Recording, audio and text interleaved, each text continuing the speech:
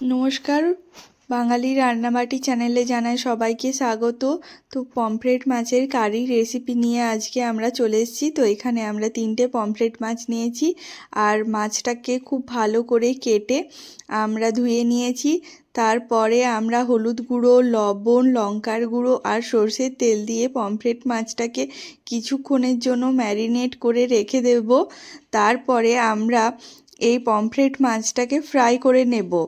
তো এই পমফ্রেট মাছের কারি রেসিপিটা আমি খুব সহজ পদ্ধতিতে বাড়িতে থাকা উপকরণ দিয়ে তোমাদেরকে দেখাচ্ছি। আর এইভাবে কারিটা করলে খুবই ভালো লাগবে খেতে। তো আমি সর্ষের তেল নিয়ে নিয়েছি আর পমফ্রেট মাছটাকে আমি এখানে ফ্রাই করে নিচ্ছি। তো তোমরা চাইলে এটাকে হালকা ফ্রাইও করতে পারো, এখানে আমি একটু ডিপ ফ্রাই করেছি। তো আমার তো এইভাবেই ভালো লাগে, তোমাদের যেটা পছন্দ সেটাই করবে। আর তারপরে তেলের মধ্যে আমি গোটা জিরে, শুকনো লঙ্কা আর তেজপাতা দিয়ে দিলাম। আদা, রসুন, পেঁয়াজের পেস্টটাও আমি দিয়ে দিলাম।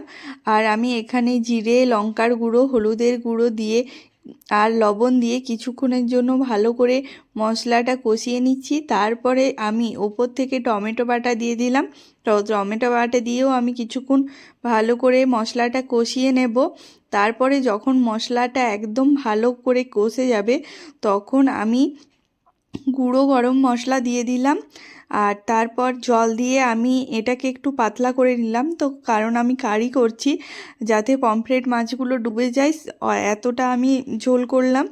আর আমি একটা কথা বলবো, আমার চ্যানেলে যারা নতুন বন্ধু আছো তারা প্লিজ আমার চ্যানেলটাকে সাবস্ক্রাইব করো আর ভিডিওটা একটা লাইক করবে। আমরা অনেক কষ্ট করে তোমাদের জন্য ভিডিও বানাই, তো একটা লাইক করলে আমাদের খুবই ভালো লাগবে। আর দেখো, আমাদের পমফ্রেট মাছের কারিটা একদম রেডি হয়ে গেছে। তো অবশ্যই তোমরা এই কারিটা একবার বাড়িতে ট্রাই করে দেখবে। আমার কথায় খুবই ভালো লাগে, একদম কম মশলা দিয়ে বানানো। তো বাড়িতে বানিয়ে সবাইকে খাওয়াবে, খুবই নাম পাবে। তো দেখা হচ্ছে তোমাদের সাথে পরের ভিডিওতে।